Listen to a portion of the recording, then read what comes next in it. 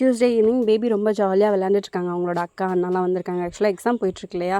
So ஹஸ்பண்டோட அண்ணா பசங்க இங்கே தான் ஸ்டே பண்ணியிருக்காங்க. அவங்கள படிக்கக்கூட விடுறதில்ல. விளையாட்டுன்னு சொல்லி அவங்கள டிஸ்டர்ப் பண்ணி அவங்க கூட விளையாண்டுட்டே இருக்காங்க. ஸோ அந்த கேப்பில் டின்னர் ரெடி பண்ணலான்னு சொல்லிட்டு அன்றைக்கி டின்னருக்கு சப்பாத்தி அண்ட் உருளைக்கிழங்கு குருமா தான் பிளான் பண்ணியிருந்தேன். நம்ம ப்ரிப்பேர் பண்ணுற ஒரு சில டிஷ்ஷில் நமக்கு எப்போவுமே சொதப்பாத ஒரு டிஷ் அந்த மாதிரி இருக்கும் இல்லையா? ஸோ எனக்கு அந்த மாதிரி உருளைக்கிழங்கு குருமா வச்சேன் அப்படின்னா எப்போவுமே வந்து சொதப்ப மாட்டேன். அதே மாதிரி கெஸ்ட் யாராவது வராங்க அப்படின்னா கண்டிப்பாக இதை ரெடி பண்ணிடுவேன். சப்பாத்தி ஆர் பூரி ரெடி பண்ணிட்டு குருமா கம்பல்சரி வச்சுருவேன். பிகாஸ் நம்ம அந்த டைமில் புதுசாக எதாவது ட்ரை பண்ணி சொதப்பிடக்கூடாது. நம்ம வீட்டுக்காக சமைக்கிறோம் அப்படிங்கிறப்ப கூட புதுசாக எதாவது ட்ரை பண்ணலாம். பட் கெஸ்ட் வர டைமில் வந்து நமக்கு எது நல்லா வருதோ அதை ட்ரை பண்ணால் தான் கண்டிப்பாக ஓகேவாக இருக்கும். குருமா ரெடி பண்ணுறதுக்கு 1 ஹவருக்கு முன்னாடி மாவு தேய்ச்சி வச்சுருவேன். பட் அன்றைக்கி அன்பிளான்டாக வந்து சப்பாத்தி ரெடி பண்ணனால குருமா ரெடி பண்ணிக்கிட்டே சைட் பை சைட் மாவு தேய்ச்சி வச்சுட்ருந்தேன். குருமாக்கு ரெடி பண்ணுற தேங்காயில் கொஞ்சமாக பொட்டுக்கடலை அண்ட் சோம்பு இது கம்பல்சரி ஆட் பண்ணிடுவேன். அண்ட் கொஞ்சமாக பெருங்காயத்தூள் கூட ஆட் பண்ணிப்பேன். டேஸ்ட் சூப்பராக இருக்கும்.